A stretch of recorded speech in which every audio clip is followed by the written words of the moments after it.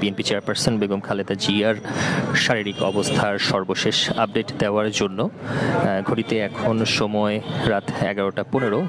ব্যক্তিগত চিকিৎসক doctor AZM Zahid Hossain তিনি প্রেস ব্রিফিং করেছেন এবং তিনি প্রেস ব্রিফিং করে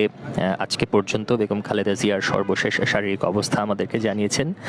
তার আগে বলে রাখি, বেগম খালেদা জিয়া কিন্তু ইতিমধ্যেই VVIP মর্যাদা পেয়েছেন এবং সেই কারণে কিন্তু এভারকেয়ার হাসপাতালের চারপাশে নিশ্চিত নিরাপত্তা ব্যবস্থা নিশ্চিত করা হয়েছে। মানুষের চলাচল, গণমানুষের চলাচল এবং সবার চলাচল কিন্তু নিয়ন্ত্রণ করার চেষ্টা করা হচ্ছে। এখানে কিন্তু মিডিয়া কর্মী থেকে শুরু করে দলীয় নেতাকর্মী এবং আপামর জনসাধারণের একটা উপস্থিতি আমরা লক্ষ্য করতে পারছি।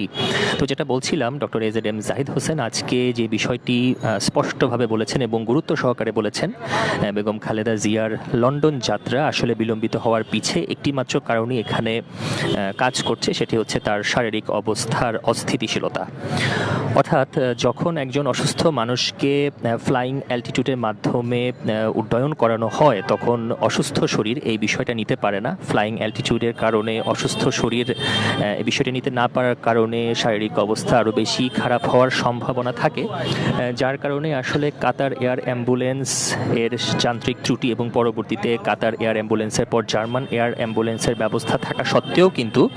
বেগম খালেদা জিয়াকে এখন পর্যন্ত কবে লন্ডনে নিয়ে যাওয়া হবে সে ব্যাপারে কিন্তু কোনো নিশ্চয়তা এখন পর্যন্ত দেওয়া হয়নি। এবং সেই সাথে আপনাদেরকে আরও একটা জিনিস জানিয়ে রাখছি যে শুধুমাত্র বাংলাদেশি চিকিৎসক নন, বাংলাদেশি চিকিৎসক ছাড়াও যুক্তরাষ্ট্র, যুক্তরাজ্য এবং চীনের বিশেষজ্ঞ চিকিৎসকরাও কিন্তু নামকরা এবং প্রথিত যশা চিকিৎসকরাও কিন্তু বেগম খালেদা জিয়ার চিকিৎসায় যুক্ত রয়েছেন এবং মেডিকেল দফায় দফায় মেডিকেল বোর্ডের মিটিংয়ের মাধ্যমে তার শারীরিক অবস্থা সর্বশেষ কেমন আছে এই বিষয়গুলো কিন্তু আসলে তার পুত্রবধূ ডক্টর জোবাইদা রহমান তিনি কিন্তু সমন্বয় করছেন। এবং আমরা আরও জানতে পেরেছি যে যুক্তরাষ্ট্রের নামকরা জন হপকিন্স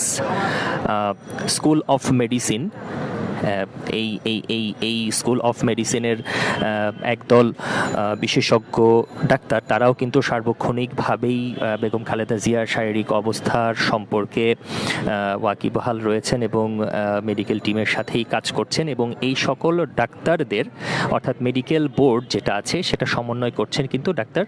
জোবাইদা রহমান। তো সার্বিকভাবে আসলে বেগম খালেদা জিয়ার রোগ মুক্তির কামনায় সবাই রয়েছে, দলের নেতাকর্মী থেকে শুরু করে সাধারণ জনগণ সবাই রয়েছেন এবং তার শারীরিক অবস্থার অস্থিতিশীলতার কারণেই আসলে তাকে লন্ডনে নিয়ে যাওয়া যাচ্ছে না, এমনটাই আসলে জানিয়েছেন তার ব্যক্তিগত চিকিৎসক ডক্টর AZM জাহিদ হোসেন।